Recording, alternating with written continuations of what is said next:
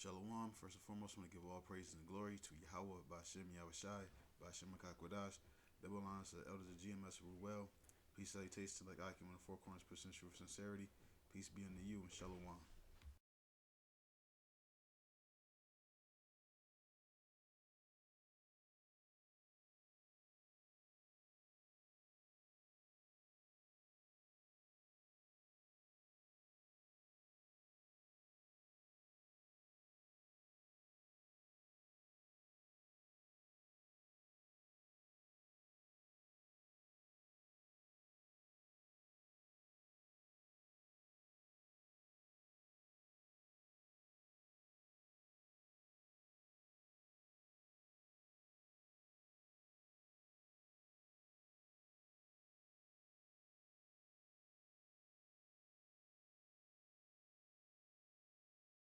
Recognized.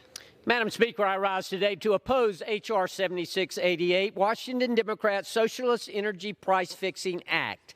Citing the lowest level of gasoline production since 2019, J.P. Morgan is predicting that gas will reach a record $6.20 a gallon by the end of the summer.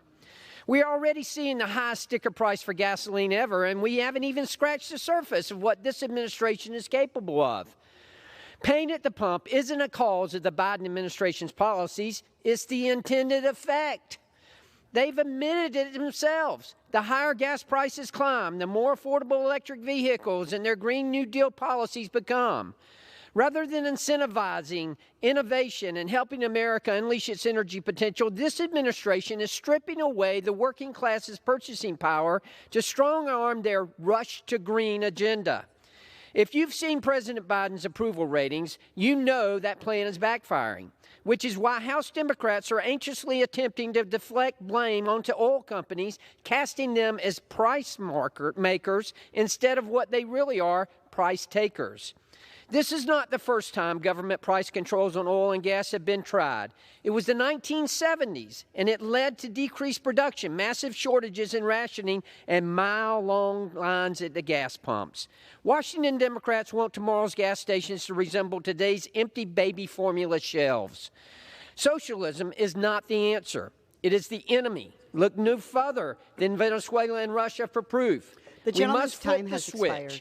And I encourage everyone to vote against this bill. So, as gas prices go up, guess what that means? A lot more people are going to be walking, a lot more scams, uh, goods are going to cost more because it takes goods have to be transported by vehicles. You know, trucks, planes, boats, stuff like that. You know, anything, you know, it can get shipped in from here in an airplane, but at the end of the day, a truck still got to pick it up and take it and drive it somewhere.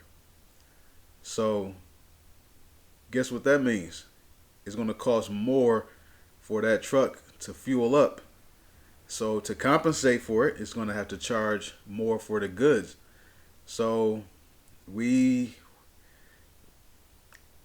heading into some very, very interesting and interesting times.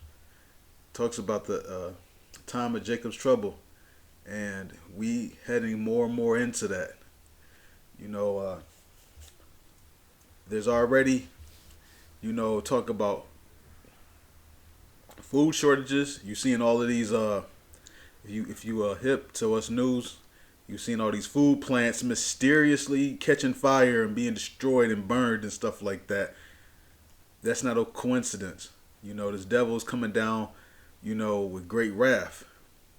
I'll grab that in a second. But also, I wanted to point out that, you know, they saying that gas supposed to be $6 and specifying who they are. It's a credible source. It's actually one of the chief devils himself, J.P. Morgan. Now, of course, he would know how much gas prices would be. You know, I'm not about to do a deep you know,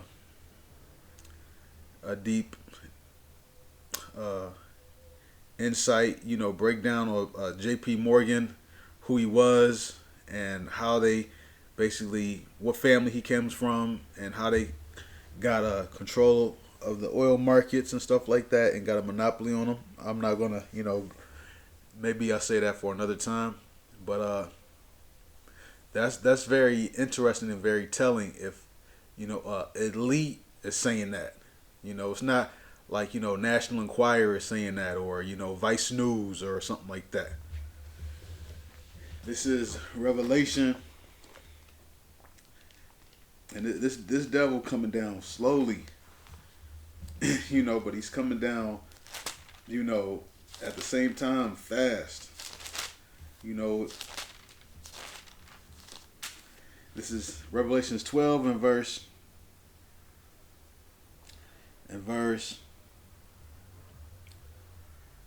Where is this at?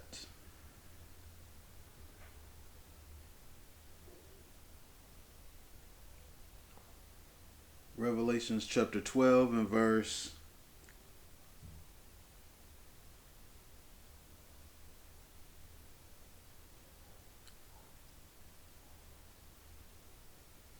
12 and 12. Revelations 12 and 12. Therefore rejoice ye heavens. Now why I say rejoice ye heavens? Because when we get beamed up, when the elect are received to the cloud, we're going to be in the heavens. Therefore rejoicing. Therefore rejoice ye heavens, and ye that dwell in them. Woe to the inhabitants of the earth and of the sea, for the devil is come down upon you having great wrath, because he knoweth he hath but a short time. That short time is him being loosed, but it's really, really even shorter now because he's seeing the signs. You got that James Webb telescope that's basically allowed Esau to see deeper into what's going on. So Esau seeing all these planets, stars pop up, and quite frankly, he getting shook. So with all that, he had a race.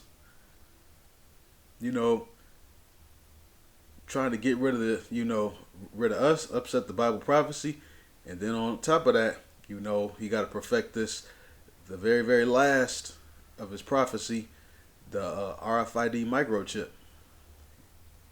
He's trying to perfect it, because nothing happens until that happens. Nothing as far as like our deliverance and coming into the land of Israel. That the mark of the beast, Revelations chapter 13, has to be fulfilled. And so with these high gas prices, all this is just further just leading to us, being delivered. Esau not about to be dragging his feet for that long. There's a agenda that Esau has. He tried to push it really hard with this pandemic, and it didn't really quite work. He got a lot of pushback, and so he knows that this NWO agenda is going to be harder than he thought it would be. Because you got the prophets is waking up and telling everybody, what's going on. So you got a lot of people that's actually waking up, pursuant to Ezekiel 37, the dry bones coming together. The dry bones coming up in the living and being breathed on. It was easy before, get us with the okie doke, have us sign 100 treaties or however many treaties with Gad and break them all. Well, Esau, hidden things are being searched out. That wicked is being revealed. In 2 Thessalonians chapter 2, I think started at verse 6, I want to say. So Esau's being revealed. Everybody's starting to learn that same move that he keeps using. And so everybody's not trusting him. Nobody's trusting Esau. Nobody's trusting his agenda. Nobody's trusting what he says is in his medicine. You know, before people would be like, yeah, let's go. Yeah, I believe it. Yeah, Esau, he loves us. No, everybody like, what's in these shots? I don't know. I don't want to take it. I don't trust your medicine. You know, it's come down to, people just not trusting Esau. You know, on that note, I want to give all praises and glory to Yahweh Bashem Yahushai, Bashem HaKakodash. Double honor to Elders GMS we well. Peace, salutations, and shalom.